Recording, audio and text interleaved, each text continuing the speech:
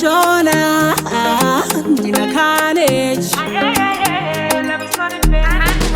ndazviwana uri rudo waitombosvita gudwa pa sometimes kufamba ndisina kana bhutsu ngaitatu chawina kufamba unga chitima kumberi kwako ndasvika hapana zvazhandidza kukupa lavo pasina kana kumbo appreciate pese pandekwana wengofunga kungoshereketa hapana kwatinoenda zvinhu zvese zvakarengenyeka kutora moyo wangu kutosiya wautsonda iwe handisi chidhori chako chekuti pawafunga unoenda hako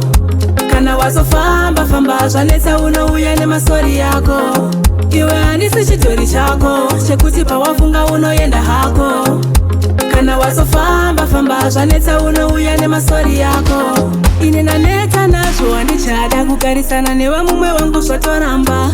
lavhu rudzi ndinokutsvaga wani zvaunoda pese ndinoita wani kutambisirwa nguva ndazviramba no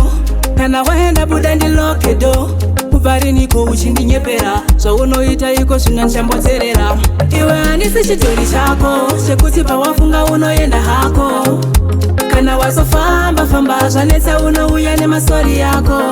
iwe handisi chidhori chako chekuti pawafunga unoenda hako